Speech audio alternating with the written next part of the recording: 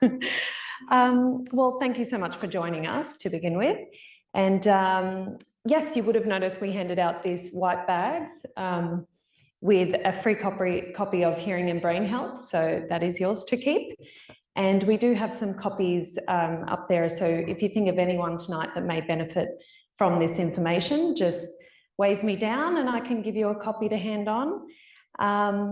And now as for restrooms, they are one floor up. So just to the right, up the stairs or up the lift, just one floor above is the restrooms. And we may have a few people trickle in, but that's okay. Lucky for you guys, everything's in the book. So, so we'll get started. Yes, so look, tonight your speaker is Andrew Campbell, who is the author of Hearing and Brain Health. Andrew is a master's qualified audiologist, certified in audiological and neurological sciences, making him the top in his field for hearing and brain health. Andrew is a speaker, teacher, manager, innovator, and author of Hearing and Brain Health, which just became the #1 new release on Amazon. Andrew is one of the founding members of the largest hearing and healthcare groups within Australia and founder of New Audio, Hearing and Brain Health.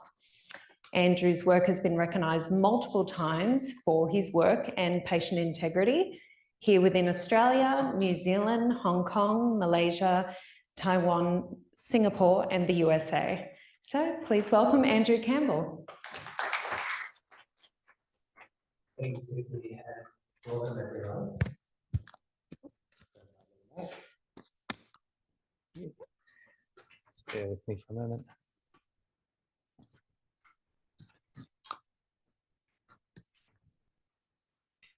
So did anyone travel any more than an hour to get here this evening? You did? Whereabouts from? Okay, oh, wow. So was there anything, so obviously you know the topic of the discussion today, was there anything in particular that you had I guess a particular interest in that made you come all the way from Ipswich right here to come and join the talk? Well, yes, I mean, I want to know why there's so many things, like I've got my parents that, you know, they suffering from memory loss and so forth, so I want to get to know a little bit about it. Sure. Excellent. Anyone else come with a particular burning question in mind before we kick off? No? Heike, yep. I'd like to know how when our hearing does deteriorate. Yep. I mean, I've been wearing hearing aids for 9 years now, and I don't hear the words with the same clarity as I used to. Sure. And how do we know then which, that's even with hearing aid. Yep. Which type of hearing aid is the best one after, the first or second lot of hearing aid? Yeah, sure. Okay, excellent. So the question there was about this lady's had hearing aids for 9 years. Yeah, and feels she's not quite getting the clarity. How do you know which is the best type of hearing aid? Excellent. Well, look, what we're going to be focused on primarily are the connections between our hearing health and our brain health, but we'll also be talking about the I guess the correct treatment for hearing loss, and there's a few, I guess, conditions that I'll talk to you about that that consistently come up that are I guess will put you in the best position to get the best possible outcomes given your situation. So we'll talk a little bit about that, but essentially the links between hearing and brain health. Most of the research that I'm going to be presenting it really came about in the past 10 years. It's a relatively new area of inquiry. Huge amounts of research has been done in this field, no less than 50 good quality research papers specific to this topic. And yet we're not at a point where we consider it to be common knowledge. In fact, a recent survey was done on the Australian public just to try to get a sense of just how well Australians understand that there are links between our hearing health and our brain health, and they found that 84% of Australians had absolutely no idea that our hearing health is in any way linked to our brain health. So we can do some pretty amazing things as audiologists. We can help most people. However, do we have any New South Wales Blues supporters here this evening? We can potentially help, but results may vary. But seriously, in my 23 years of doing this kind of work as an audiologist, there's not been a week that's gone by where I've not come across the heartbreaking case of someone that's just simply left treating their hearing loss too late. So we know that most people here in Australia with a treatable hearing problem, they never set foot in an audiologist's office. In fact, only about a third of people that could benefit from having their hearing loss treated ever take any form of action. We also know that on average, there's a 10-year delay from the point where people could benefit from treatment to the point where they actually go and take action. And what the science is telling us is that that's absolutely 10 years too late. And I can tell you from a practical point of view that we just get our best results in the clinic when we catch hearing loss early and we treat it early. So we'll be talking a bit about, quite a bit about the treatment of hearing loss and what I see to be the correct treatment of hearing loss. And for the most common forms of hearing loss, the most effective and the most appropriate form of treatment is in fact hearing aids, or we like to call them hearing devices. This session, by the way, is not about ramming hearing aids down your throat or anything like that. It's to hopefully give you some further insight just into our sense of hearing and the connection to our not just our brain health, but our social and emotional health. And hopefully you'll leave here this evening with seeing the topic in a bit of a different light. So much of the research the research in this field really started to emerge in the medical literature around about the 1980s, particularly in relation to links between hearing health and the risk of social isolation and the cognitive impacts of that have been pretty well understood for quite a long time. But in terms of really putting this topic on the map, it wasn't until 2011 when really for the first time hearing was involved in a major multi-million-dollar study of the aging process. So this study was done at Johns Hopkins University in the United States, 600 people in this particular study, all aged around the age of 60.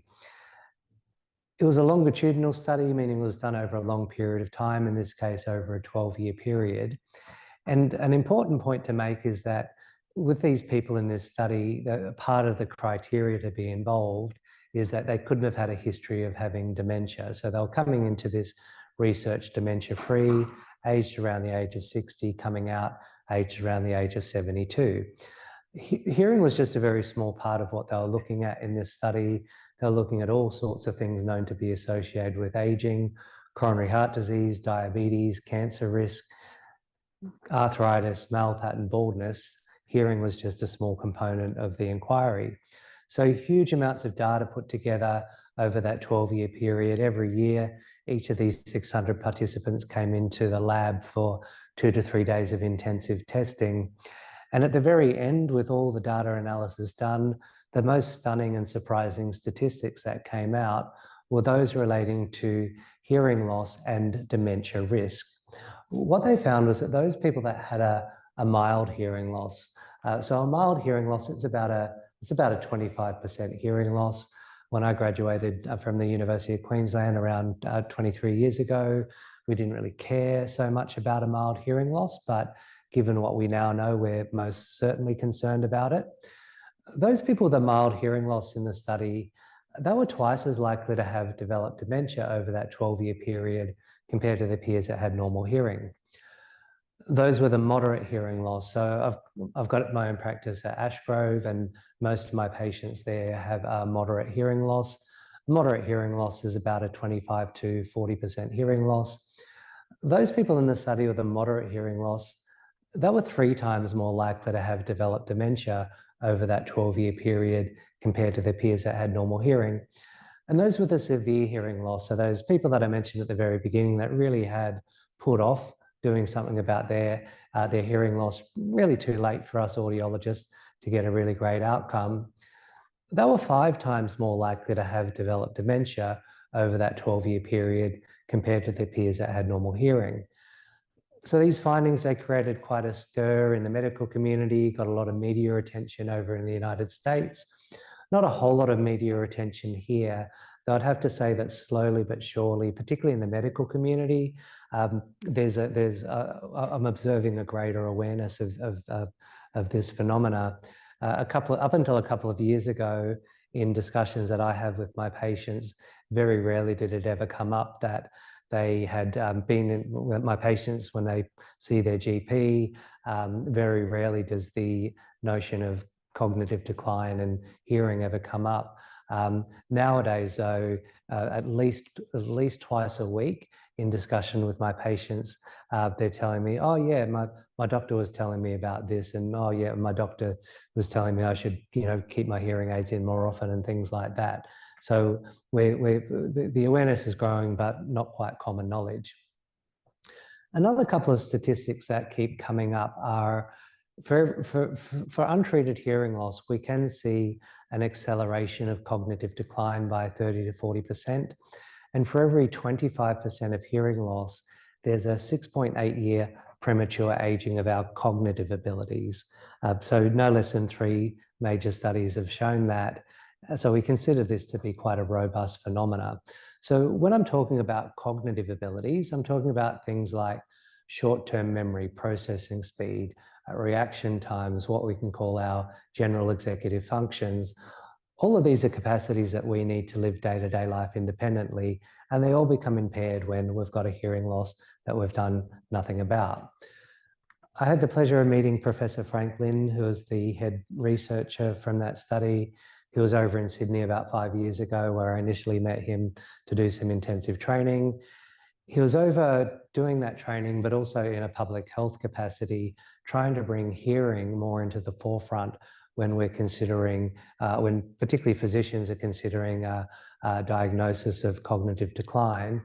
Really, the experts in this field now really recommend that when cognitive decline is suspected, then hearing really should be the first thing that we look at, because as we'll discuss a little later, a number of the signs and symptoms, there's a parallel amongst many of them.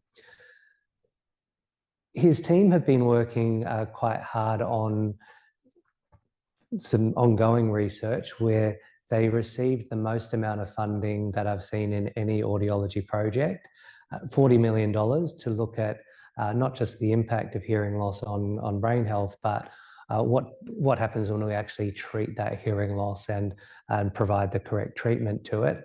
The initial findings from that research I'm going to share with you a little bit later in the presentation. But it's a real topic, really important topic of inquiry. We will be talking a little bit about dementia prevention and just how hearing ranks within the other things that we can do to reduce dementia risk. But Professor Lin's team, they've really identified, I guess we can call them 3 main pillars when we're just trying to get our head around, well, just how can a hearing loss have any impact on our brain health? And essentially there's three main aspects, or we could call them 3 main pillars. The first is social isolation. So we've known for decades that as someone's hearing deteriorates, the likelihood of them becoming chronically socially isolated increases significantly. And it tends to start with the most common complaint that we hear in our clinic all day, every day, which is difficulty hearing in background noise and group situations. So most of my patients, they can hear me quite okay one-on-one and quiet in the clinical room. But as soon as they get out to that cocktail party, cafe, restaurant, family gathering, when there's a whole lot of background noise, then that's where a lot of the difficulties start. It starts to become potentially embarrassing to be in those environments if you're missing the punchline of a joke or you're laughing at something that wasn't in fact a joke. People start to feel progressively like they're on the periphery of the discussion. And there can begin to be this somewhat of a sense of isolation. You're not directly involved in the discussion. None of that is enjoyable. So when that starts to occur systematically, there becomes a point in time where people either consciously or subconsciously start to withdraw from those environments and start to actually avoid them. And that's the point where we start to become concerned about it. The second pillar, we can talk about brain overload, or we could say cognitive overload. So for the most common forms of hearing loss, it's not like people are hearing no words. Most commonly, they're hearing parts of words. More often than not, like well over 90% of the time, they're able to hear the A, E, I, O, U vowels quite okay because they're lower in pitch and they're somewhat louder, but they're missing out on a lot of the consonant sounds. One of the main challenges of missing out on consonant sounds is that those consonants carry most of the meanings of words. So if we're not hearing the consonants, in order for us to communicate, we need to get that information from somewhere else, most commonly from our vision, body language, facial expressions, movement on lips. They all give us clues as to what that person might be talking about. Often that won't be enough, and we need to rely on the context of the conversation, and hopefully we know it. So we're able to, if we know the topic and we can get the gist of the discussion, then hopefully we've got enough information to fill in the gaps if we're not hearing those words in full. It's actually quite hard work. Ask anyone that has a significant hearing loss what it's like at the end of the day after socializing or interacting with groups of people in challenging environments. And they'll tell you that that process can actually be quite exhausting. The third and final pillar is, well, the medical terminology is cerebral atrophy, which is, I guess, another term for brain shrinkage. With untreated hearing loss, we can see up to a 40% reduction in the volume or size of the parts of the brain associated with speech, hearing, language, and memory when we've got a hearing loss that we've done nothing about. In fact, a study was published a bit over a month ago that looked at the hearing levels of the participants. And this was a group of people aged 70 that were all born in the same week. And they looked at their audiogram results. We'll talk about the audiogram a little bit later. So basically their hearing levels on a chart, and they were actually able to reliably predict the level of degradation in the hippocampus. So the hippocampus, it's a structure in the brain that is directly associated with memory. One of its functions is to convert short-term memories into long-term memories. And the researchers were able to reliably predict the amount of degradation in the hippocampus of these people as a direct result of how much hearing loss they had.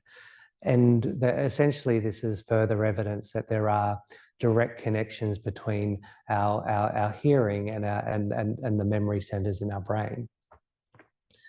We can also see some disorganization effects occurring in the brain as well, which we can see that quite clearly in some visual representations that I'll share with you a little later. But just about the brain volume. This particular study looked at people with normal hearing, looked at the volume of different parts of their brains, and including whole brain analysis compared to people that had a hearing loss. And where we see the main impacts of hearing loss are in an area of the brain that we call the right cluster, which is kind of adjacent to our ear. When comparing the volume of the right cluster in people with normal hearing versus those that have a hearing loss, this graph here, if we look at these bars, this is looking at differences in brain volume. The higher the bar is, the more brain volume we have. This is someone who has, this is a group of people that have normal hearing in blue, and this is those with hearing loss, they're in red. So you can see a lower volume on average in those people. The next set of bars looks at whole brain grey matter, with comparing people with normal hearing in blue with people with hearing loss in red. And we can see up to a 10% reduction in whole brain matter in people with hearing loss versus those that have normal hearing. this is an example of an individual guy he's 68 years of age, and he has a severe hearing loss in one ear and normal hearing in the other. So the normal hearing side's over here. You can see above that red arrow that this is the severely affected side, where it's a bit lighter in that area, indicating a reduction in the volume on that particular side.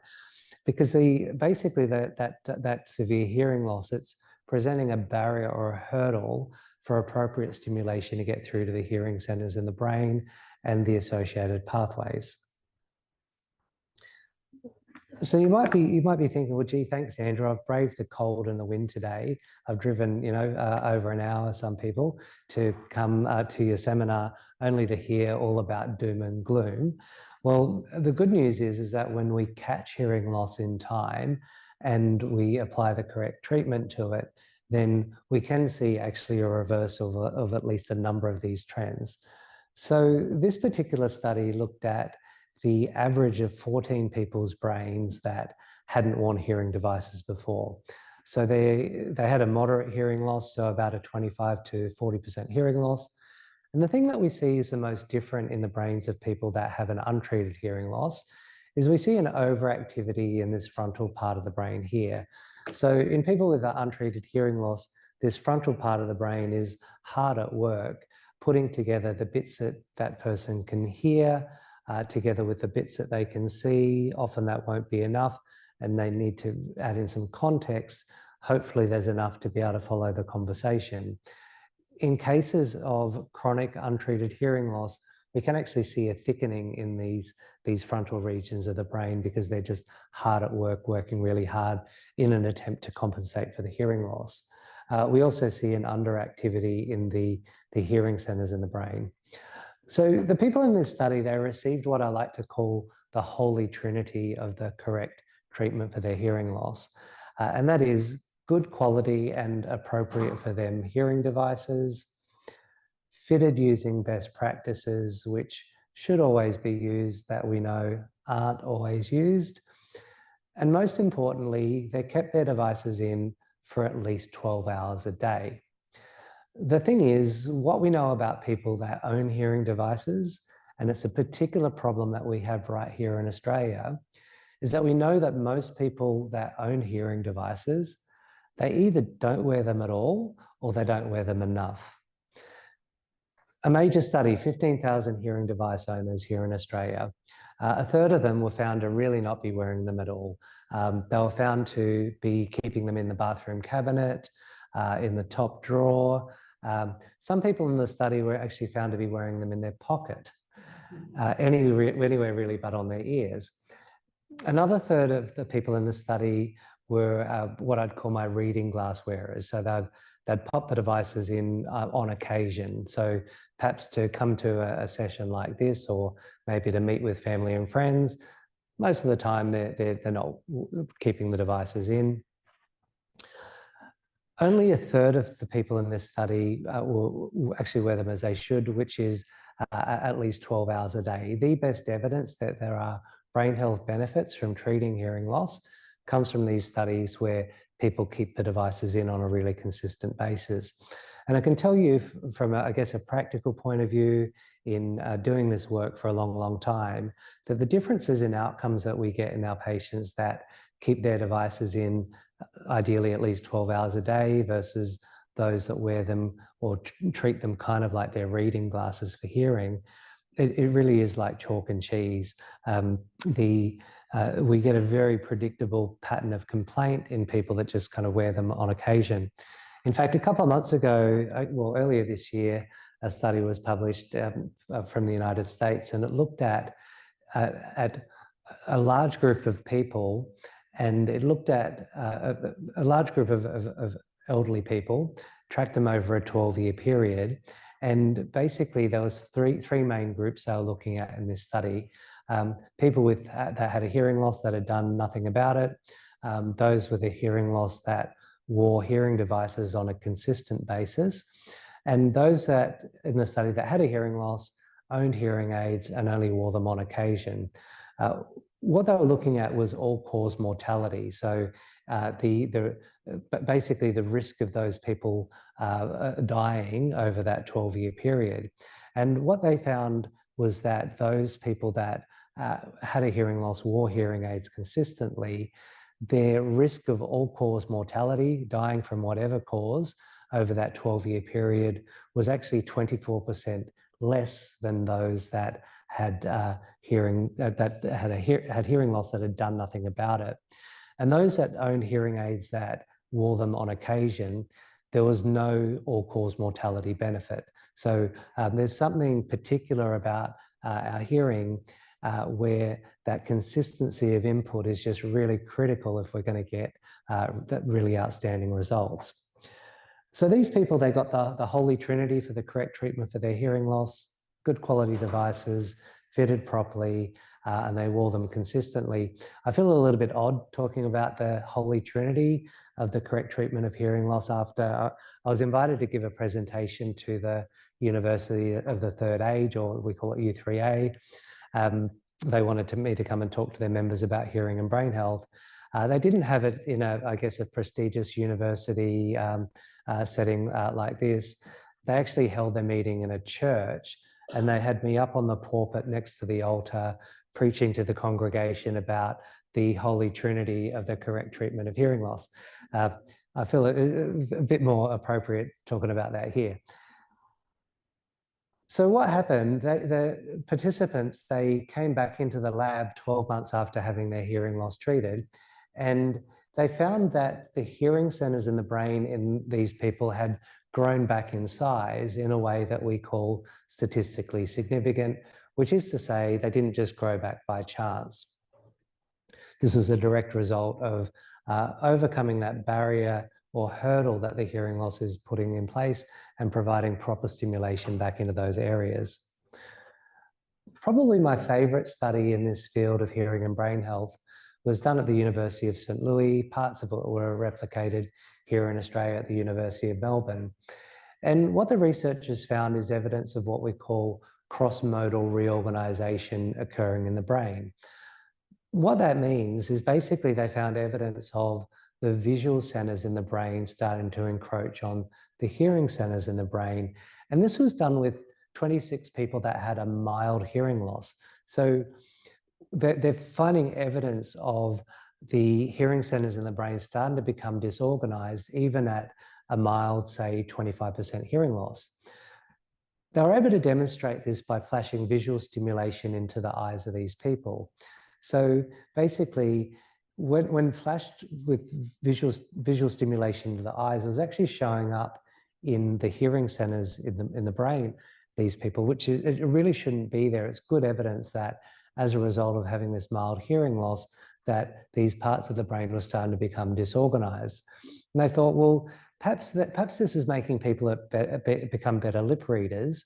However, they found that these people were no better at lip reading than people that had normal hearing. Then they put them through a series of tests for hearing and background noise in groups and found they performed significantly worse than people that had normal hearing. And then they put them through a range of cognitive tests and found that these are looking at short-term memory processing speed, reaction times, attentional function, general executive function. And they found that they performed significantly worse than on cognitive tests than people that had normal hearing. They then gave them the Holy Trinity of the correct treatment for their hearing loss. They weren't as strict in this study. They kept them in for at least 10 hours a day. Then they came back into the lab 6 months later, had their brains scanned again, visual stimulation put into their eyes. And that visual stimulation, what they found was that it was showing up where it should be in the visual centers in the brain. It actually got out of the hearing centers, which is good evidence that as a result of having their hearing loss correctly treated, that the hearing centers in the brain were starting to become into better shape.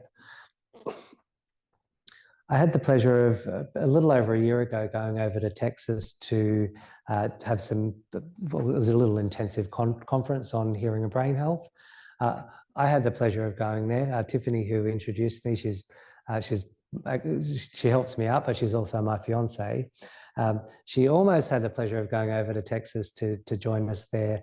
However, she got to the airport, got to the gate, only to find that there was a little glitch in her visa, and she wasn't allowed on, so she had to wave me at the gate. And I tried to convince her that it was all this kind of super nerdy neuroscience stuff, and she wouldn't have been interested.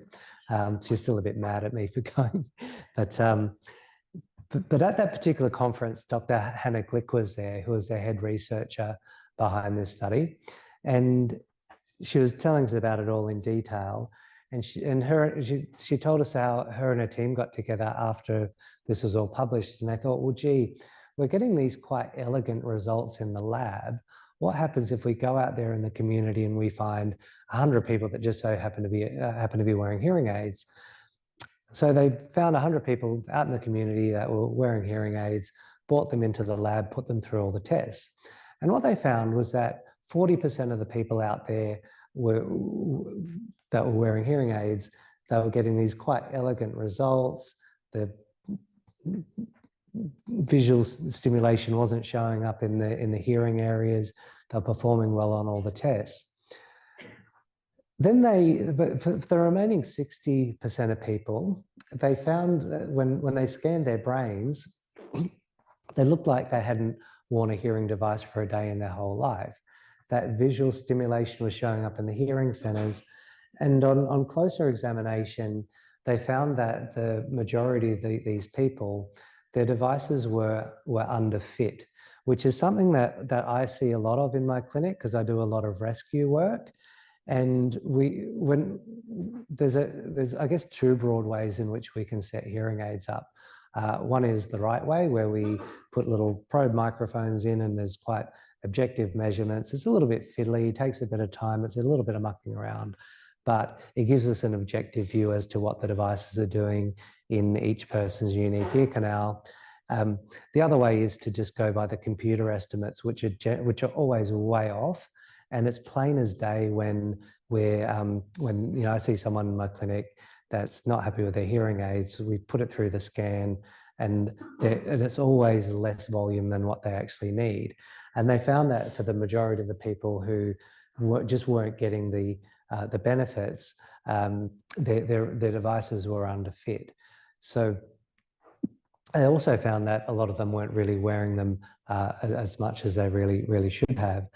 So it's really important that when we're setting these devices up, that we use the tried and tested protocols and fit them correctly, and that we do what we can to encourage our patients to keep them in on a really consistent basis. So a bit of a pet topic of mine, and I probably annoy some of my patients because I'm just on about it all the time, is about keeping devices in for at least 12 hours a day. I just see it as being the most important part of my job. I would say it takes up around about 50% of my clinical time because, there's sometimes I've got to approach it in different ways, and, it takes a little bit of repetition and things like that. But prior to starting my clinics here, I used to work over in the United States, and over there, there's a number of studies have looked at how often does the average person that owns hearing aids, how often do they actually wear them? And in the United States, it's 10.8 hours per day on average, which is actually pretty good. Here in Australia, comparable studies have shown that the average hearing aid owner in Australia wears them for 6.8 hours per day, which is substantially less than what happens in America. In fact, if there were a gold medal for the percentage of people that own hearing aids that never ever wear them, Australia would get the gold medal. So 20% of people that own hearing aids in Australia just don't wear them at all. Other countries, it's more like about 10%, 12% thereabouts. But there's something really unique about the hearing profession here in Australia. And it is that it's the most corporatized expression of audiology that we see really anywhere in the world. So the vast majority of the clinics out there, around 93% of them, are owned by foreign-owned chains, most of which are overseas-based hearing aid manufacturers. My primary concern about such clinics is that when you go to a manufacturer-owned clinic, you can have, which is most of them, by the way, you can have any hearing aid that you like as long as it's a specific type that they make. There's 6 major manufacturers in the world. Not one of them has the right solution for the right person, for the right hearing loss every single time. And even when they do, what we're seeing is a relatively rapid increase in technology and capabilities. So what might be the right solution today, 3 months, 6 months down the track, it's likely that another manufacturer that has something that's more appropriate and suitable for that person. And unless you're an independent clinic, you don't have access to all of those solutions. So over in the United States, so an independent clinic, it's a clinic that's kind of run and owned by someone like me, like a hearing professional like me. And when you're an independent clinic, we've got access to all of the options that are out there. And I found that independent clinics are more likely than the chains of clinics to consistently engage in the best practices that give us these kind of results. So over in the United States, 2/3, 66% of the practices are independent. Here in Australia, only 7% of the clinics out there are independent.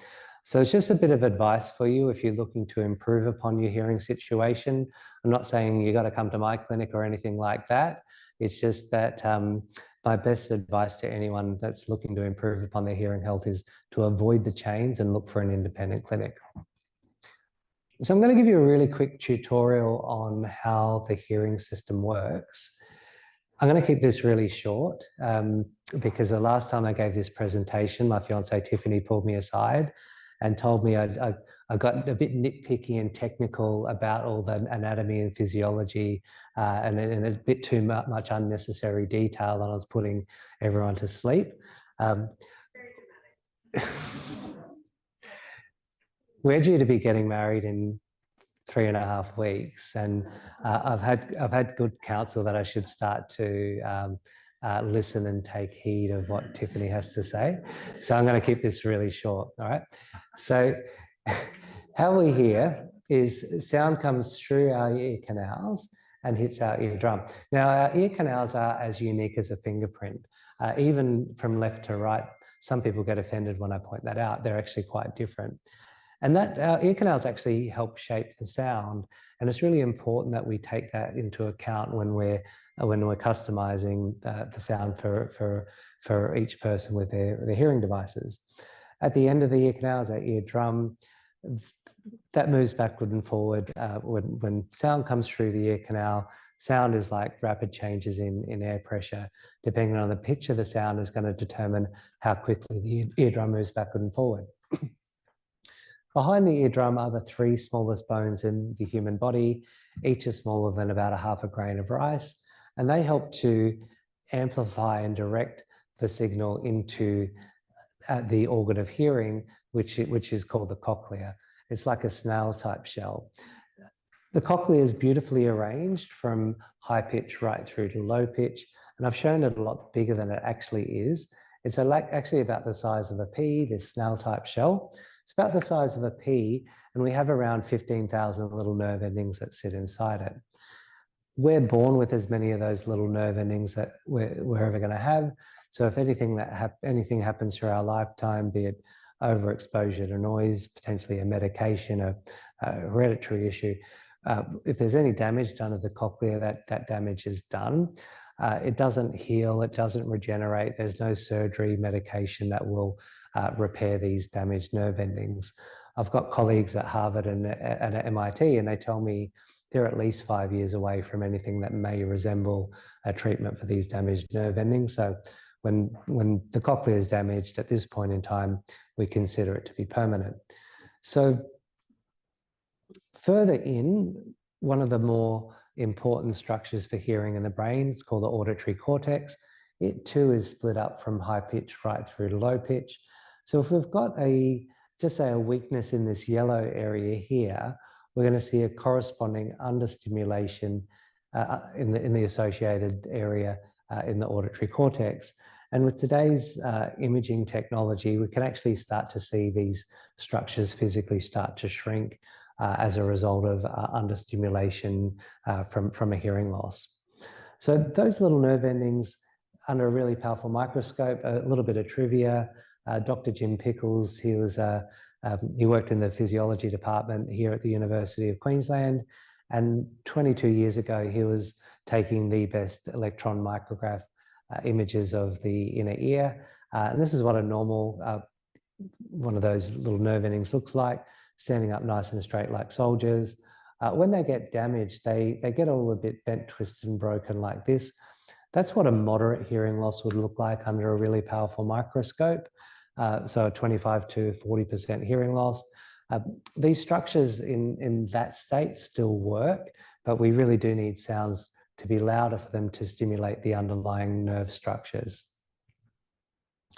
So why I like to focus on the brain in presentations like this and in my book and in my clinic is because we can say that our brains are plastic or that we have neuroplasticity in our brains.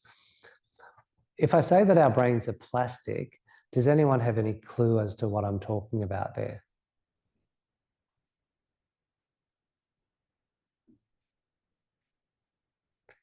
Well, in a nutshell, it's a capacity for our brains to change.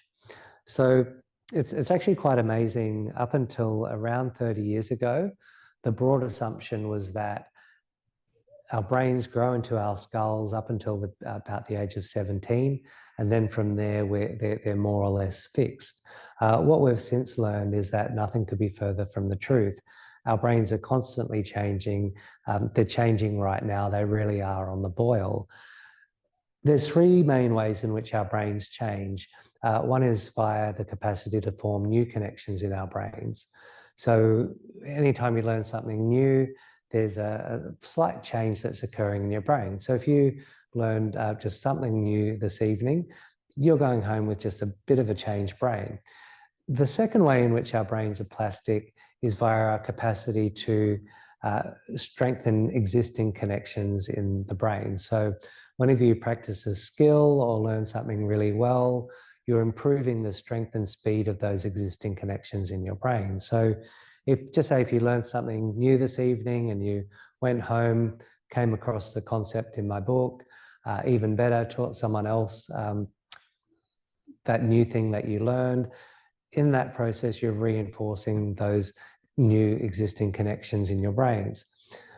The third way in which our brains are plastic via a process that we call pruning, kind of like pruning a tree, whereby connections that are not being utilized or that are being underutilized can actually be repurposed to different parts of the brain where they will actually become utilized.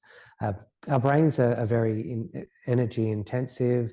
They're, for most people, it's roughly 2% of our body mass, and they'll consume between 20 and 25% of our daily calories. And they're very efficient at repartitioning resources from parts that are underutilized to parts that will be utilized. So in the case of hearing loss, it would appear that the structures that say help us hear when our hearing's intact, they don't just hang around for decades waiting for us to do something about a hearing loss.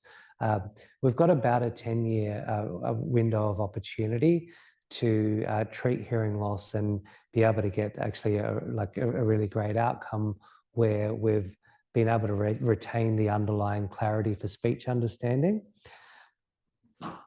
Because it kind of depends on which part of the brain we're talking about in terms of how quickly that pruning will occur. If it's about learning a new fact or just learning some new knowledge, we can forget those things in as little as a half a day.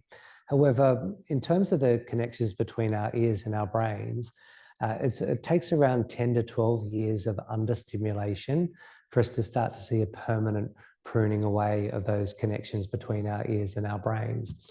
So this trend that we have here in Australia of putting off doing something about a hearing loss for 10 years or more. In reality, what we're doing is we're putting off the possibility that we're going to get a really great outcome in the clinic. It's quite obvious when seeing someone in the clinic that has had a long-standing hearing loss. Just a very basic assessment that we do is we ask our patients to repeat back just simple lists of words.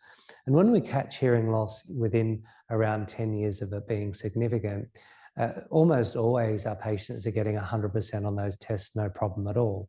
However, if it's been around in a significant way for 10 to 12 years or more, we start to get some distortion coming into the system. So even with the perfect level of volume coming in, it starts to sound progressively like the radio's off station, and it becomes increasingly difficult to get 100% on those tests. What we do find, however, when we can catch hearing loss in time, and that person's getting 100% on those tests, if they can get in the habit of keeping their devices in consistently, we see them retaining those results over decades, so really over the long term, because that consistent stimulation really does keep those areas in good shape. So can anyone tell me what the #1 cause of hearing loss is? Hey there. So yeah, so overexposure to noise, that's number 2. So be it work-related or loud music, things like that. That's the second leading cause. Number 1 cause? Sensory neural. That's what we call it. That's what we call a permanent hearing loss. Noise will cause that. That's what noise exposure will result in.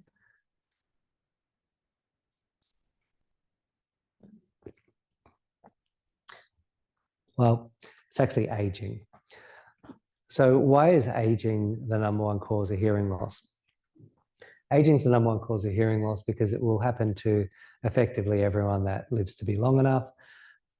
It gives a similar pattern of results to a noise-induced hearing loss.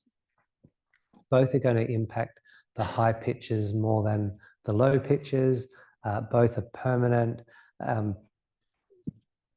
Both will make it difficult to hear in background noise and group situations. And in both, we're not hearing as many of the consonant sounds, those higher pitched parts of speech. The third most common, I guess, cause of hearing loss are hereditary factors. So there are some specific hereditary conditions that result in hearing loss. I should mention, however, that age-related hearing loss and noise-induced hearing loss, there's a relatively strong genetic component to that. So some people may want to blame someone for their hearing loss. And I would say to them, well, you've got 2 people to blame and they're called your parents. I'm guessing most of you have had your hearing tested at least once before? Yeah.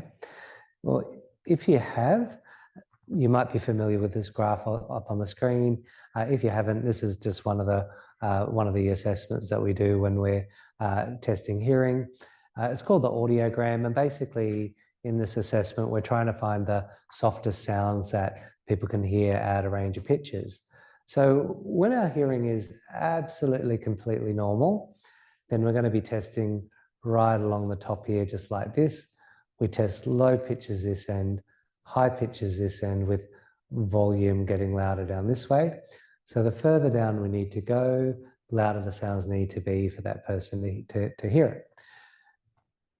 I've superimposed just a really typical age-related hearing loss that we see all day, every day in the clinic, where we've got the circles for the right ear, crosses for the left ear. And basically, as you can see in the lower pitches, that person's hearing is in better shape, whereas in the higher pitches, it's sloping down. That's where most of the hearing loss is. So the pitches that we're using to develop the audiogram, they are the speech. We're primarily interested in speech, in the pitches associated with speech. So this particular person, they're not going to be able to hear all of the softer sounds up here in this light blue area. They will be able to hear, however, all of the A, E, I, O, U vowels. They're going to be missing out on a lot of the consonant sounds, which are a lot of those beginnings and ends of words. They're kind of covered up a little bit here. They're higher in pitch and they tend to be softer. So this person, in order to communicate, they're going to need to be filling in the gaps quite a lot of the time. So by use of visual cues, by use of context cues, and that's on 24/7. So our hearing, we can't turn our ears off, we can't turn them up and down. It's they're always on, and that cognitive load that having a hearing loss brings, it's something that really is there 24/7. So just to give you a bit of an exercise in this, and that's just like that, that's one of the pillars when we're thinking about, well, just how can a hearing loss be impacting on our cognitive health? So I've just got just a quick little exercise for you up on the screen. We can imagine this is a text message, and what you're getting there are the benefits of the consonants. So I'd just like you to see if you can figure out what that person's actually trying to say there.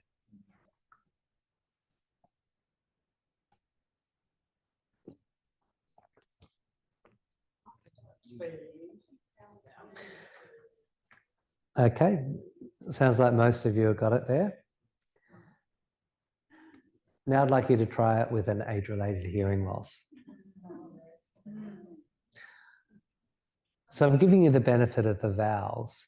So notice that the vowels, they don't carry much in the way of meaning. Vowels give us the perception of volume and loudness. We know someone's talking. A number of people that I see in clinic are a little bit confused as to whether they've got a hearing loss or not, because they're getting the volume. They know that someone's talking, but just getting the clarity and the meaning, that's really the main issue. Usually that's a sign of not getting those consonant sounds. And this is the actual sentence here, so which you may have guessed based on the consonants alone.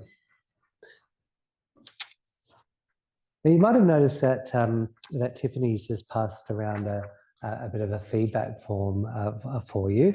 It's really helpful for us to, well, first of all, know that you've arrived. So if you're able to at least pop your name on that, that'd be great. And it's really helpful for us to get a sense of who's attending our lectures, and also a bit of feedback on how they're going, whether, it's too long, if I'm being overly technical, if I'm going off on irrelevant tangents to you. It's super helpful to get that feedback. One thing that it often comes up in questions, so hopefully we'll have some time for questions at the end, is the topic of tinnitus or ringing in the ears. Tinnitus, ringing in the ears, is that an issue that anyone here is bothered by? Yeah. Okay, it's actually really, really common. We'll talk about it a little bit at the end, but one of the ways in which we address tinnitus is by teaching people the facts about it. There's a lot of rubbish about tinnitus on the internet, sometimes even coming out of professionals' office that should really know better. So what we've done is we've put together what we understand to be like the facts about tinnitus into this big long resource file, and we've put some tools together and some videos and so on. So if tinnitus is something that's impacting on you and you'd like to learn more about it, if you just tick yes, please email me some free tinnitus resources. That's at point number 2, and we'll email you out our tinnitus resource file, totally complimentary for you.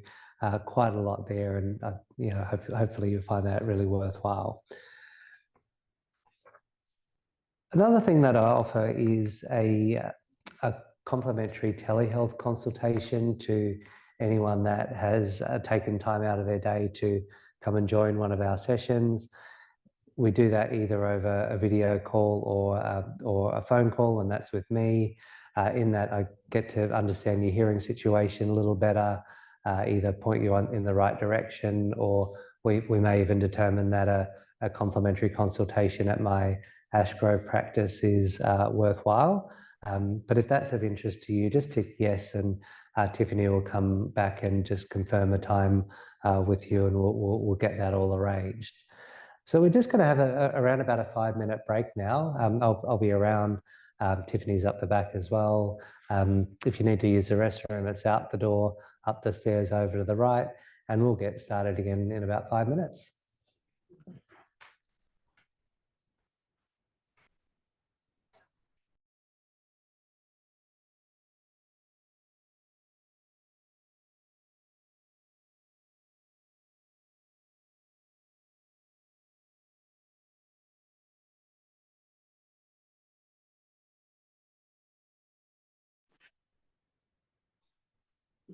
Yeah.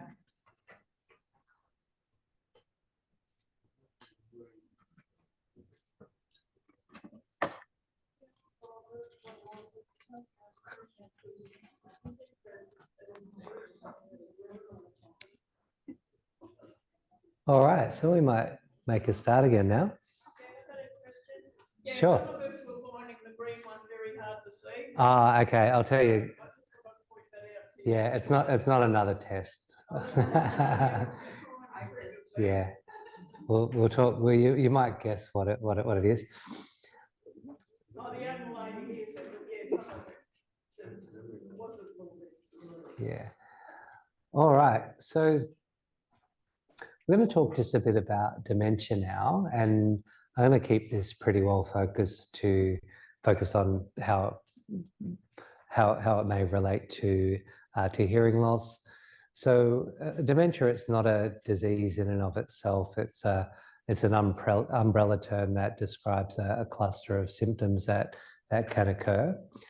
And one of the ways in which one might be diagnosed as having dementia or not is via the significant presence of at least 2 of the following issues on the screen. The first one is, in fact, memory loss. And these are in order of significance or importance, right? So you might predict that or have guessed that memory loss is a rather primary consideration when considering a dementia diagnosis.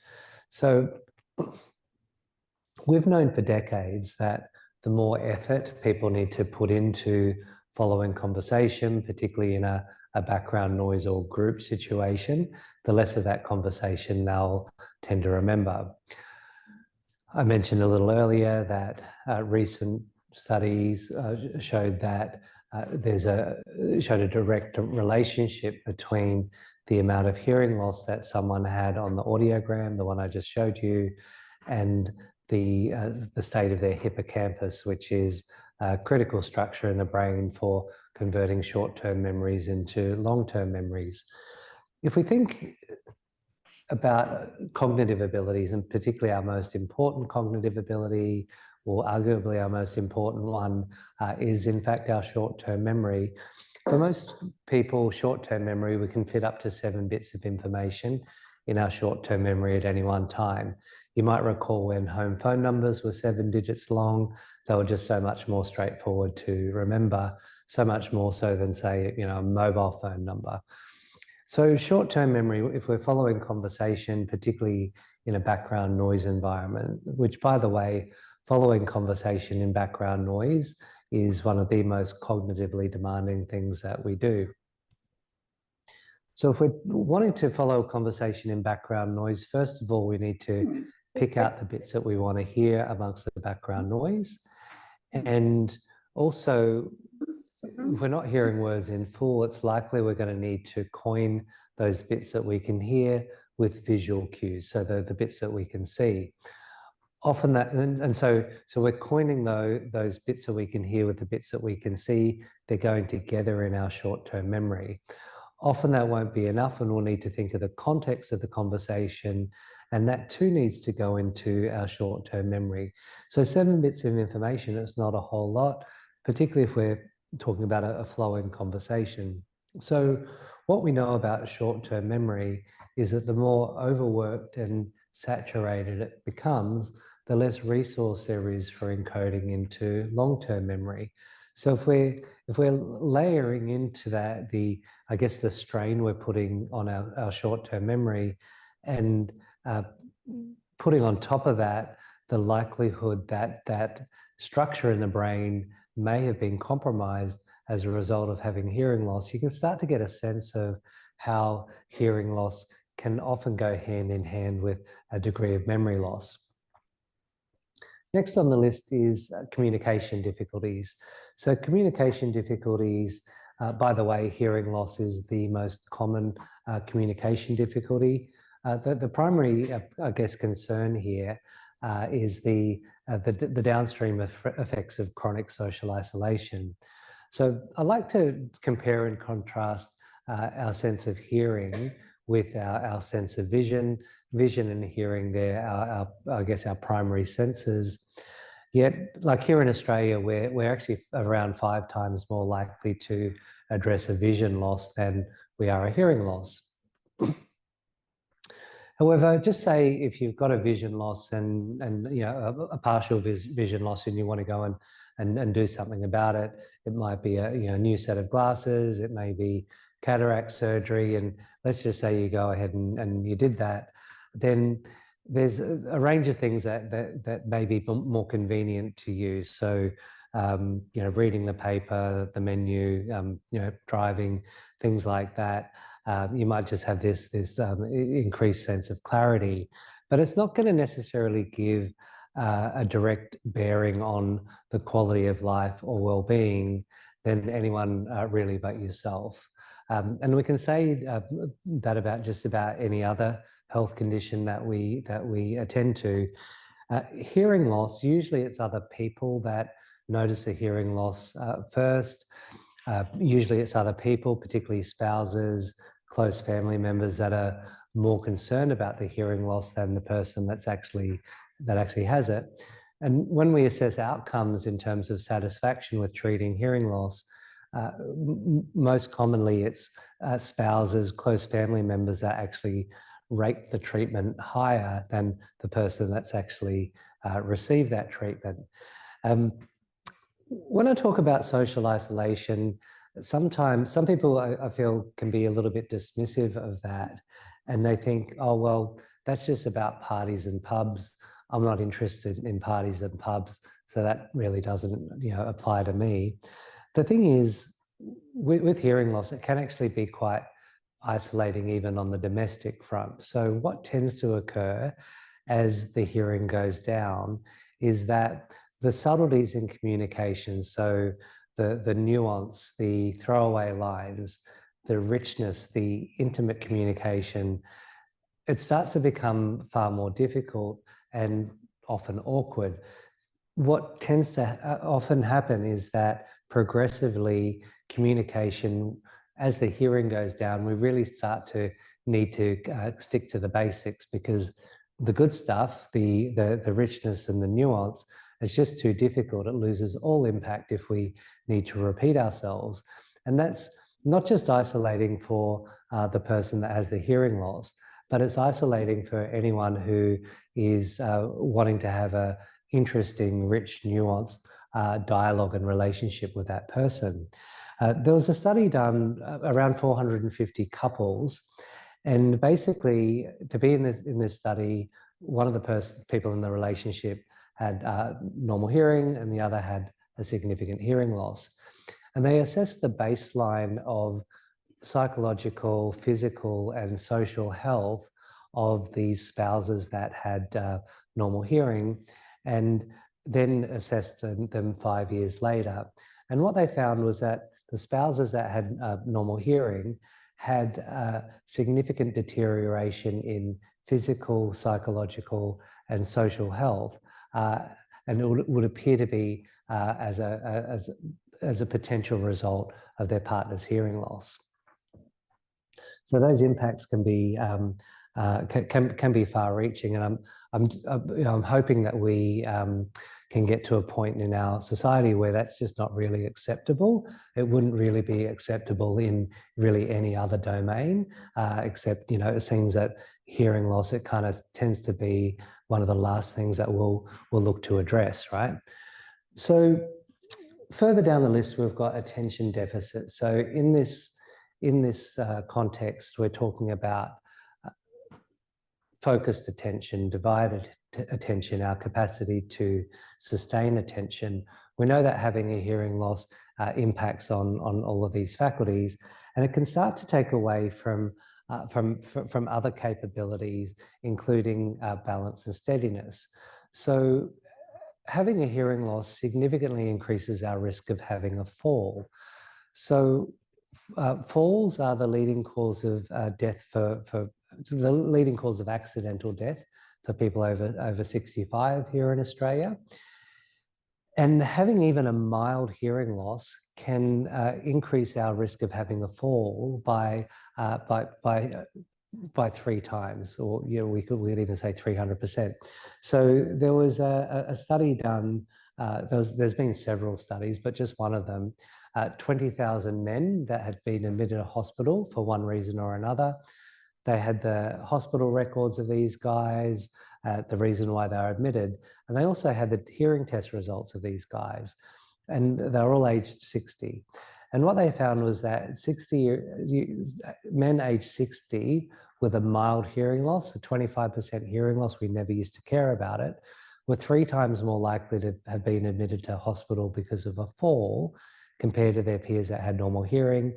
And for every 10% additional hearing loss, that increased falls risk doubled. So you might be thinking, well, why would having a hearing loss increase my risk of having a fall? Well, the less we're able to hear our environment, the less well we're going to be able to respond to it. So if we miss a step or we tread on a twig or a toy or something like that, the better we can hear, the better we're going to be able to respond to it. But the main issue that the research has put down to this increased falls risk is the consistent cognitive load that having a hearing loss puts on our finite cognitive capacity can start to take away from other faculties, including balance and steadiness, not to mention the formation of long-term memories. Further down the list, reasoning, judgment issues, visual perception challenges, not so related to our ability to hear well, but the top 3 criteria are. So it's a little surprised that it's not uncommon for people to be misdiagnosed as having mild cognitive impairment, cognitive decline, and they haven't even had a hearing test. It's not uncommon for me to do a presentation like this, and I'll come across someone who's been told they've got Alzheimer's, haven't really had a proper assessment, and they've been told this years ago, like 10 years ago, and they've been to see a number of experts, and not once has the possibility of getting a hearing test ever been brought up. Hopefully, it seems that's starting to change. But as you can appreciate, a lot of the signs and symptoms can be similar. A key difference is, though, that despite the billions of dollars that have been spent on pharmaceutical interventions to either slow down or even treat cognitive decline, the pharmaceutical industry really hasn't got very far. Whereas if we're thinking about hearing loss is actually really easy to treat. So dementia prevention has become a really hot topic of late. Dementia is the leading cause of death for women in Australia, and the second leading cause of death for men. Over the past 10 years, dementia-related death has increased by 68% in this country. Over the same period, death by coronary heart disease, which is the leading cause of death for men, has actually decreased by 19%. So it would seem that the medical community have become better at treating different parts of the body, be it cancer, coronary heart disease, and so on. However, when it comes to the diseases of the brain, in reality, we don't really have treatment at this point in time. What we do have, however, is the potential for prevention.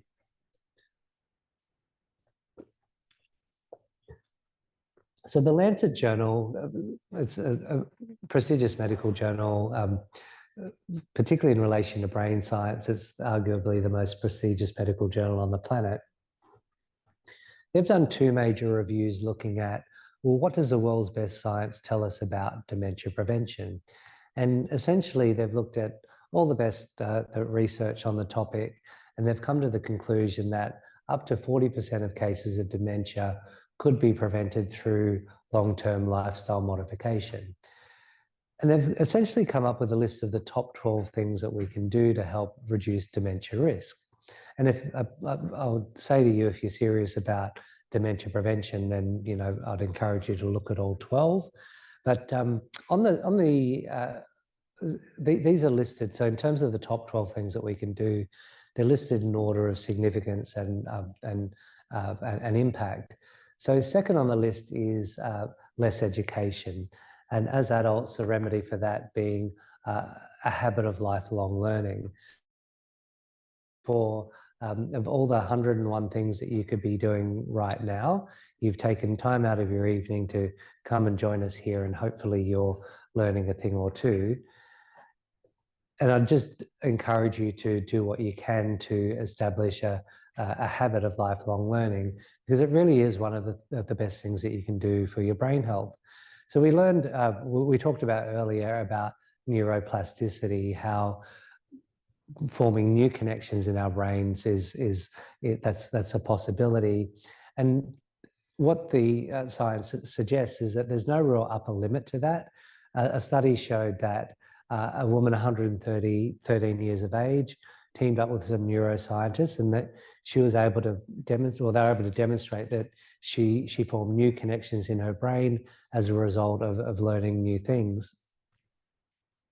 Just one thing about Alzheimer's disease, the most common form of dementia. I was just in learning about this whole field, I was a bit shocked to learn that Alzheimer's can be actually incubating in our brains for around 25 years before we even start to show symptoms.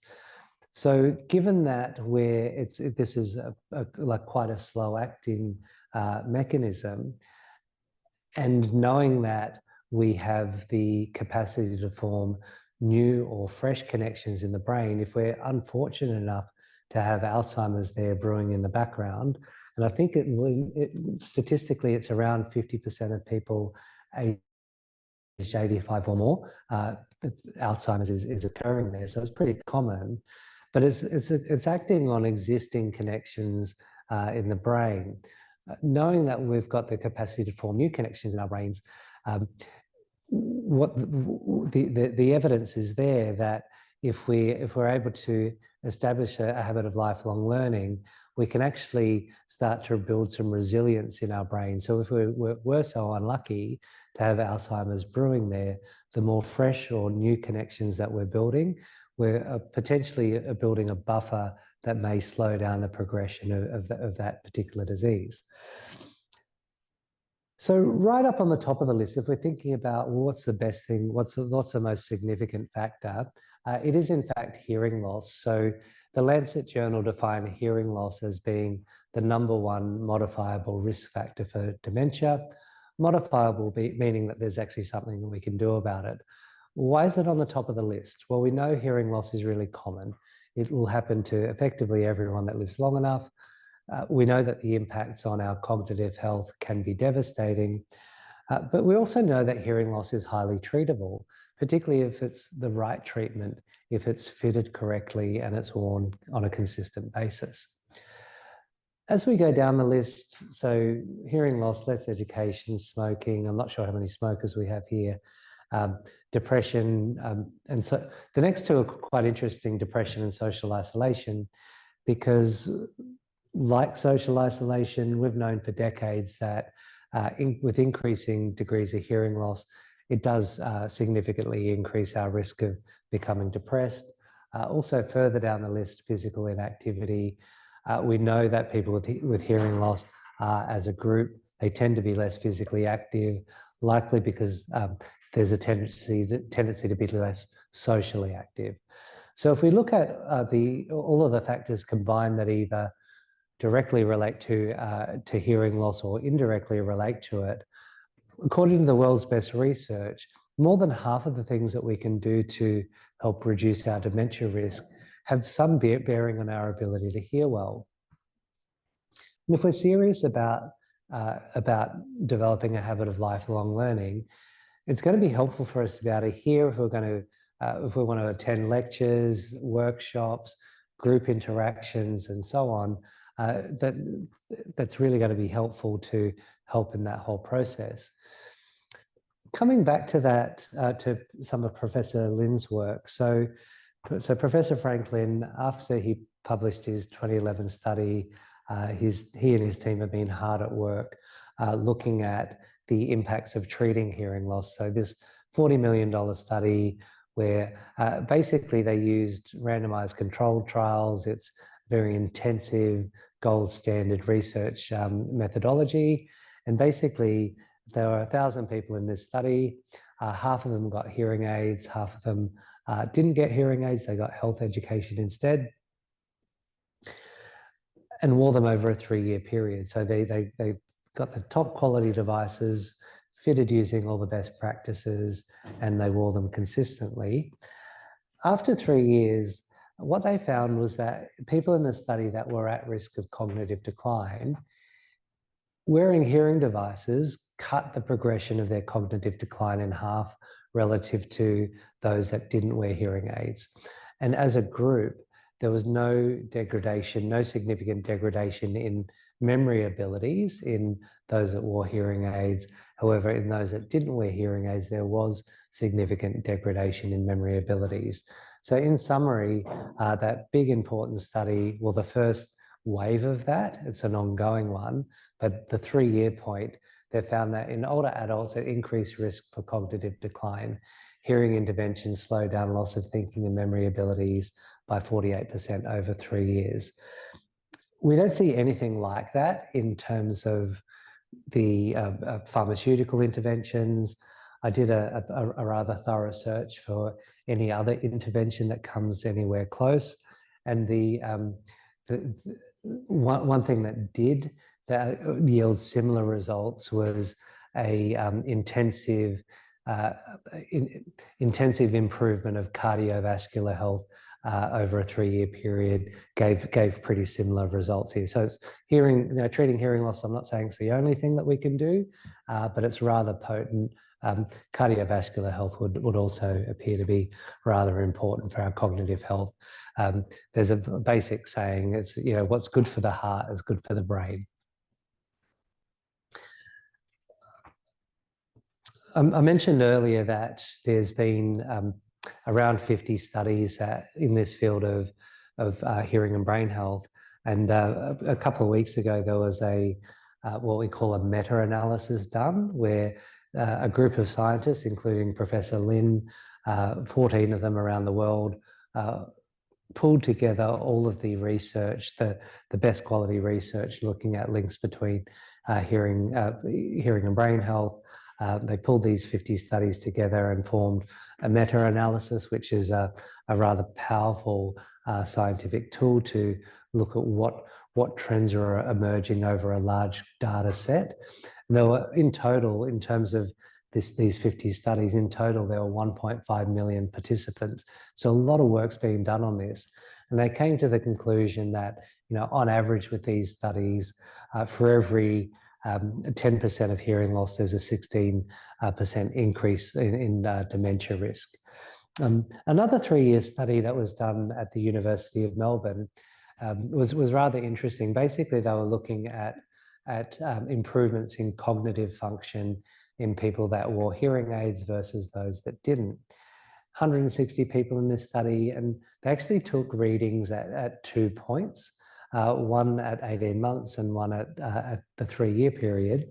And what they found in that people that wore hearing aids versus those that didn't, there was improvements over all 5 dimensions of cognitive function that were measured relative to people that didn't wear hearing aids, where there was some deterioration or and so on. So good evidence that treating hearing loss, we see improvement in cognitive function. Then what happened at the 18-month point in Melbourne was the COVID lockdowns happened. And what they found was that the people in the study, because they were locked up at home, they found that they weren't wearing their hearing devices as much, because all the hearing devices, even all the ones that I fit, they've got little databases on them, so we know how often people are wearing them. So their usage dropped down by a couple of hours on average per day. And also because it was COVID, those people, they weren't interacting with socially as much. And so what they found was that when they measured their cognitive function at the 3-year point, they found that they'd maintained improved cognitive ability over 4 domains, but they dropped off on a 5th, the general executive functions, which is a helpful cognitive ability that helps to integrate our cognitive functions. But what that tells me is like really 2 things. One is that, you know, it's just further evidence that consistent use of hearing aids is a really good thing. And also that ongoing social interaction, that's one of the really important things that being able to hear well will facilitate. That's also important. So I'm going to just share a couple of quick studies with you, talking about relationships and happiness.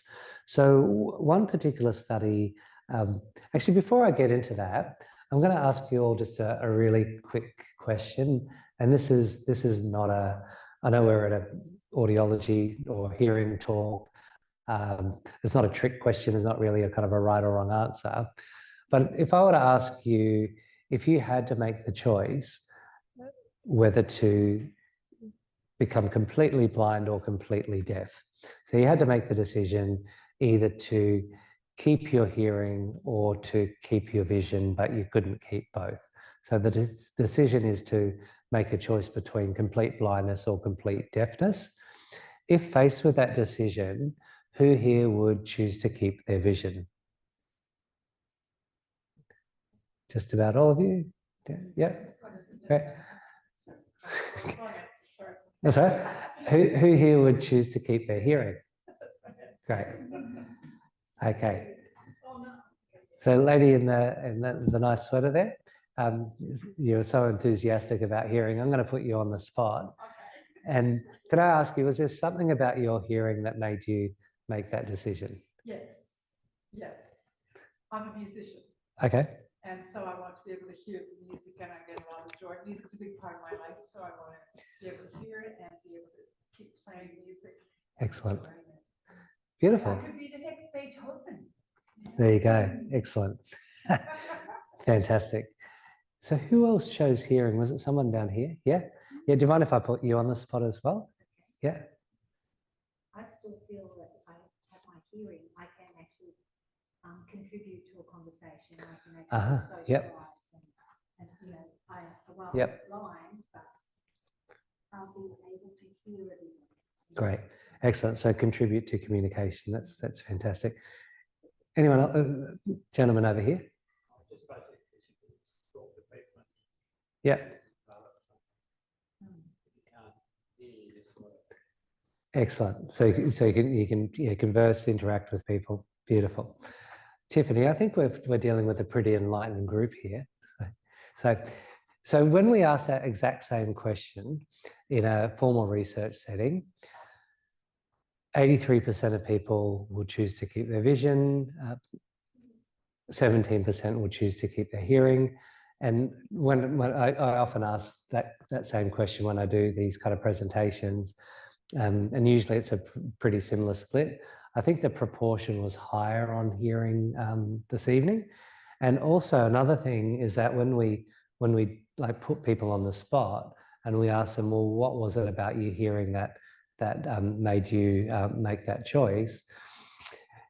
Rarely does communication ever come up. Like people say, oh, I like to hear the sounds of nature, and which is lovely, you know. And they say, oh, I couldn't live without that.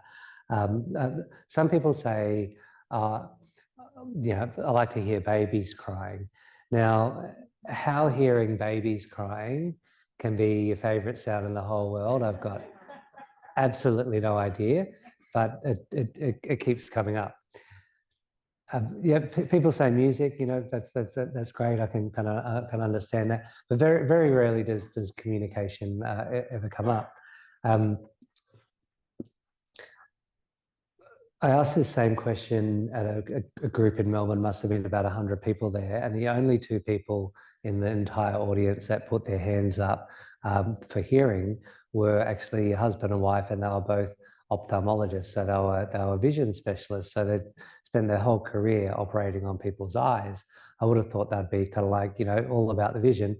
But basically, when I did what I do and I put them on the spot, I said, well, what was it that made you make that choice? And they said, well, in our work as being ophthalmologists, we come across people that they've got what we call comorbidities. So the thing that made them blind, often that could be a syndrome or something. It's also made them deaf.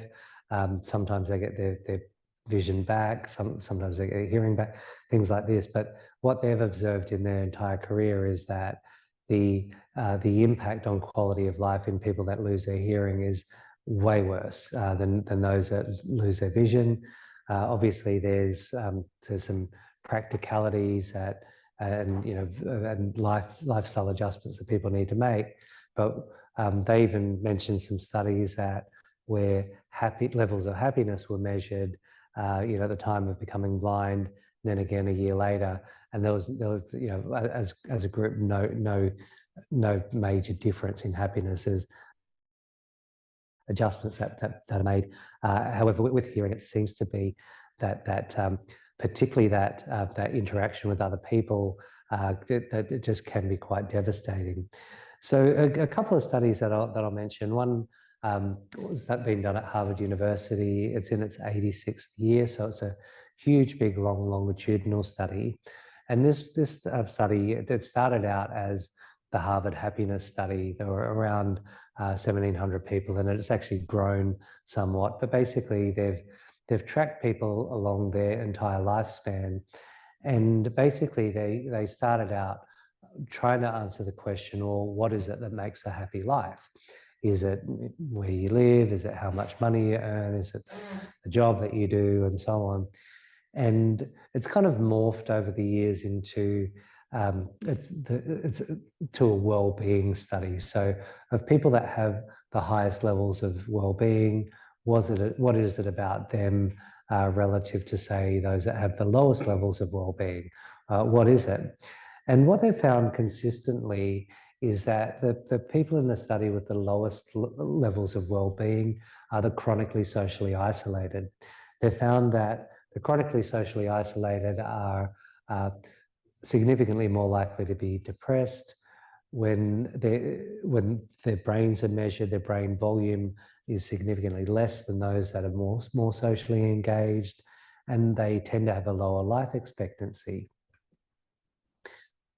In those that have the highest level of well-being, what's consistently come up are those that have not the most quality relationships, but of the close relationships in their lives, they're of high quality. So they put relationships at a high priority, and that tends to be the consistent factor that results in reliable levels of well-being in people, more so than the job you have, the money you make, where you live, and so on.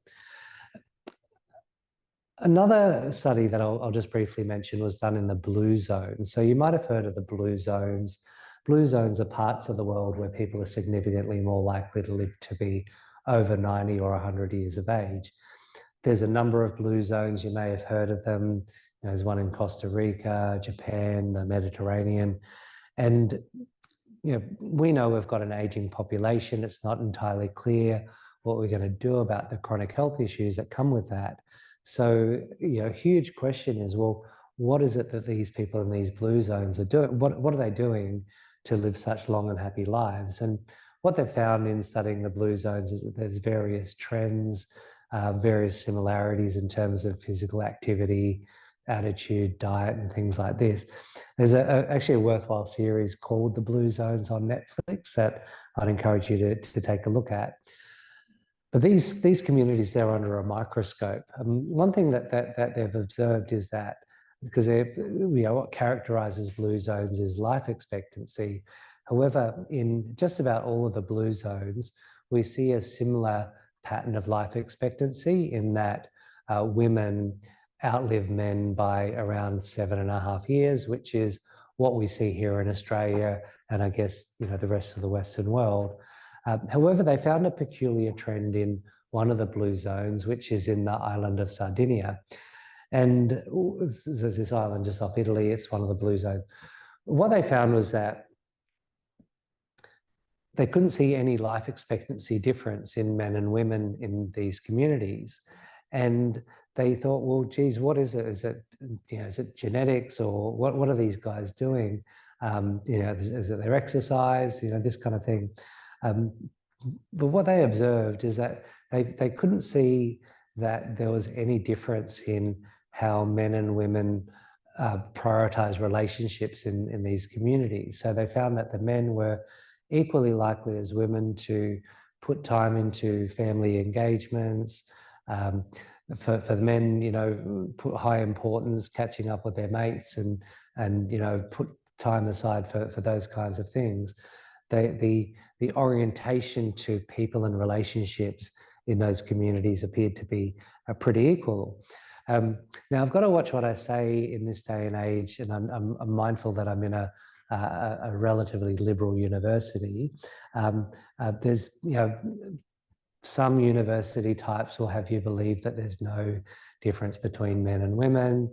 I would argue that when we actually measure it objectively and we look at preferences and proclivities, and there are exceptions, but on average, when we measure it, we can say that the patterns that emerge are that women tend to have a higher proclivity to people and relationships, whereas men tend to have a higher proclivity to things. There are exceptions to that, right? However, when the blue zone of Sardinia, when they measured orientation proclivity, they found that men and women were pretty similar. And out of all of the blue zones, they scored the most similar. And lo and behold, that would appear to be the factor that reflected in their longevity. So, I guess the key message from both of those, I think, fascinating studies is that that relationships are rather critical if we're thinking about well-being, even longevity. If you could help me out here and just if we're thinking about, well, what's something that needs to be in place for a relationship to be of high quality? What was ideally what would need to be there? Brilliant. Awesome, excellent. And I think we could all agree that at least on some level, really effective communication is absolutely fundamental for any relationship to be of high quality. Now, I tell you all this with just a bit of some degree of trepidation, because I see Tiffany's setting up the back there. We're going to be married in 3.5 weeks, and here I am preaching to the congregation about effective communication. She does fire that back at me once in a while. So, but anyway, it's all good fun. But the interesting thing was that with that particular blue zone in Sardinia, when the guys were being interviewed by the researchers about their habits for nurturing friendships and relationships and so on, the researchers got the distinct sense that these guys, it was something that they were taking for granted, that this wasn't something that they're doing on purpose. It was just it was their way of life. It's kind of like what they knew. They took it all a little bit for granted. And it got me thinking just a bit about how I just think that we've got potentially a bit of a cultural blind spot when it comes to communication. We've got, for most people, the initial reaction is to, we know we're 5 times more likely to treat a vision loss. When asked, the vast majority of people would choose to keep their vision. But when pressed on, what's important about hearing, very rarely does communication ever come up. And in my experience in doing this kind of work for a long, long time, I feel that we have a tendency to take communication for granted until it gets to the point where it's near on impossible. Then we start to really appreciate it. So in summary, if we're thinking about the links between our hearing health and our brain health, the three main pillars, just to I guess put it in to wrap it all up: social isolation, brain overload, that cognitive load that having a hearing loss puts in our brain, and cerebral atrophy, that shrinkage effect that we can see, and also some reorganization. Good news is when we catch hearing loss in time and apply the correct treatment to it, we can see most certainly an alleviation, particularly of social isolation and brain overload, and also some evidence of an impact on brain volume. So coming back to the blindness and deafness things, there have been people that have experienced both blindness and deafness. The most famous, I guess, being Helen Keller, who was the first deaf and blind person to receive a university degree. And she was asked all the time, what's worse, to be deaf or to be blind? And she would choose blindness any day of the week. And her rationale is that blindness separates us from things, but deafness separates us from people. I'll just mention very quickly at our clinic at Ashgrove, where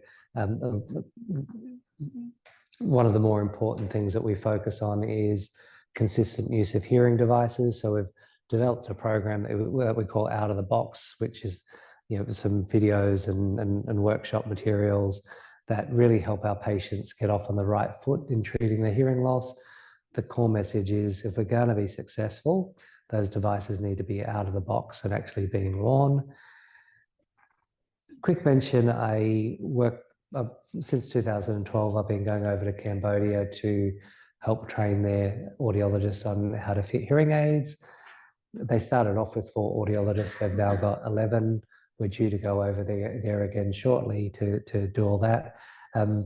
Another way in which we support them is, we know for a fact that there are tens of thousands of hearing aids laying in top drawers, bathroom cabinets. They might have been old ones that have been replaced.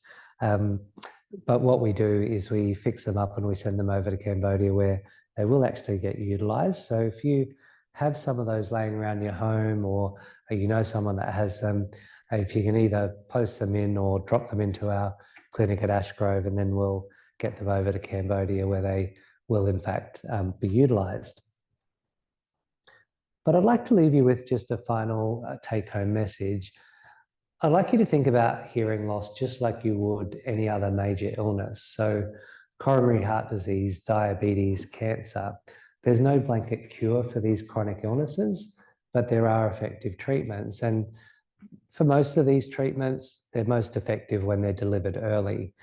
We know that hearing loss is a progressive degenerative disorder with neurologic involvement, and we get our best results in the clinic when we catch it early and we treat it early. So thank you so much for your time and attention this evening.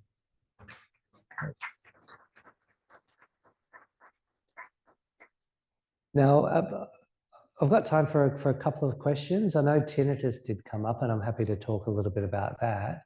But yeah, down the back there? So you get along well, or especially the last 4 causes of big probable causes of dementia. Okay, so if I go back to this this slide here, so is this the one about the symptoms? Yeah. That one there? This one here. Yeah. So what this is, these are modifiable risk factors, and I've mentioned this study in my book, and the Lancet journal. It's by Jill Livingston, I think, is the author. The reference at the back, if you find that and you Google it, you can get the full text article for free, just on PDF. But I'll run through it really quickly. So hearing loss, lead to education, smoking, depression, social isolation, traumatic brain injury, physical inactivity, hypertension, air pollution, diabetes, obesity, then alcohol intake. All right, so I'll just talk a little bit about tinnitus. So over 70% of my patients have tinnitus. It's really common. There are exceptions, but for the majority of people that have tinnitus, for the vast majority, it tends to be part and parcel with having at least some degree of hearing loss. One of the first signs of hearing loss, so the two most common ones are hearing in background noise in groups becomes challenging, and often tinnitus is present. So with tinnitus, we can call that ringing in the ears. As the hearing goes down, one of the reasons why tinnitus can become more noticeable is because, put simply, in that region where there is hearing loss, the world is quieter for that person relative to someone who's got completely normal hearing. So within that region of hearing loss, all the softer sounds that are around in the environment that someone with completely normal hearing would hear, they're not being heard by the person with that hearing loss. So that underlying sound of tinnitus just becomes more noticeable. When we treat the hearing loss and we're bringing the hearing back to a more appropriate level, we're reintroducing a lot of those softer ambient sounds, and that can help have a masking out or covering up effect on the tinnitus. Probably one of the most accepted theories of tinnitus and why we experience it with hearing loss is relates to phantom pain. So you might be aware of the concept of someone losing an arm or a leg, and they can experience pain or sensation from that missing limb.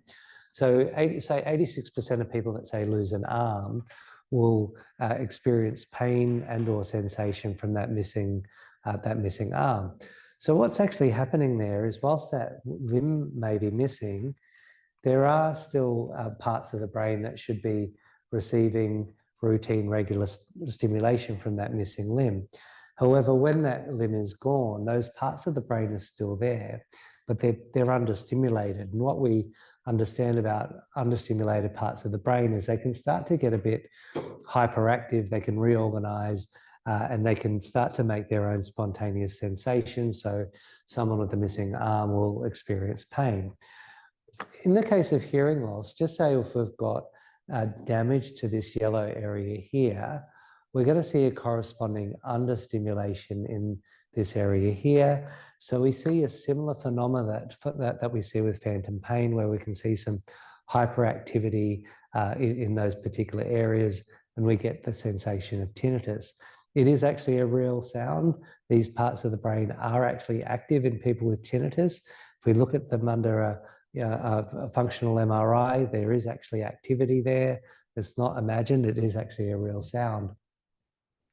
So if we can then help overcome that barrier or hurdle and provide proper stimulation back into those areas, over time, those parts of the brain, they just get into better shape, and they start we start to get more a healthier function in those areas. And it tends to be, if we look at the best research on the best things that we can do for tinnitus, treating that hearing loss with effective amplification worn consistently is hands down the best thing that we can do. I've yet to see a patient, so most of my patients, over 70% of them, come in with tinnitus. I've yet to see a patient who has come in, got fitted with hearing devices, worn them consistently over a 2.5 to 3 month period. They all report a relief of their tinnitus. We don't expect that it's going to go away completely, but the realistic goal is to get it off in the background. If we listen out for it, we might hear it, but ideally we want to get it away from being in front and center of attention, and that's highly possible with the right treatment and also the right advice. Do we have just one or two get down the front here? Yep. I just wanted to ask you, you know the little Apple EarPods? Yep. Are they bad for you? Okay, yeah, it's a good question. So the question was, Apple AirPods, are they bad for hearing? So there has been some I guess some studies done and some broad advice about headphones that link to mobile phones, and they can be potentially damaging. Where they tend to be of most concern is when people are wearing headphones in noisy environments, particularly on public transport, because there's a tendency to actually turn the volume up to get over the noise. And that's, you know, often people don't know how loud they are, but you've all heard people on the train or a bus that, you know, you can actually, you know, hear their headphones. So as a general rule of thumb, the acceptable daily dose is no more than 60% of the volume for 60 minutes a day. So it's not just the loudness, but it's also the duration. We can extend that basic guideline to, say, a noisy workplace or loud concert.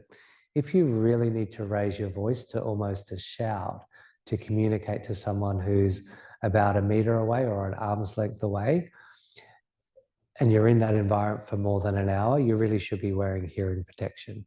So arm's length, nearly a shout, no more than 60 minutes without some form of hearing protection. Maybe one more question? Or have I told you absolutely everything you'd possibly ever want to know about hearing? I was just going to ask, what would you like to see with regard to people who work in construction and that sort of thing, and they sort of disregard the Yeah. Yeah.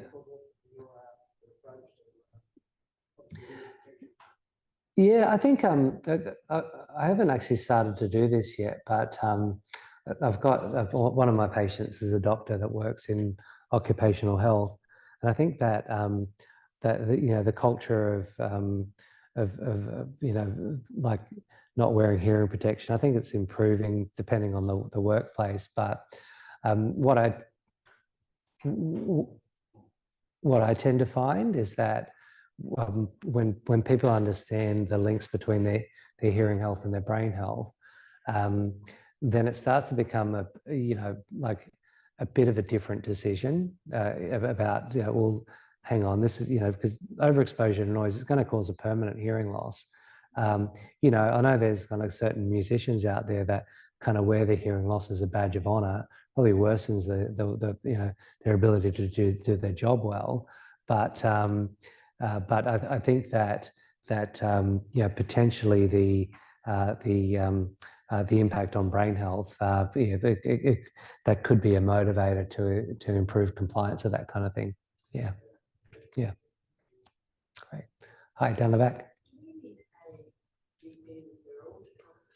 No, yeah, that's fine. So yeah, so you don't need a referral for yeah, to come and see me. So yeah. Brilliant. Well, look, hey, thank you so much for your time and attention this evening. Safe trip home, and hopefully it's not getting too cold out there. And if you filled out your forms, Tiffany's just up the back and she'll take them from you. And if you've opted for a telehealth call, I look forward to getting in touch with you shortly. All right. Thanks so much. Okay.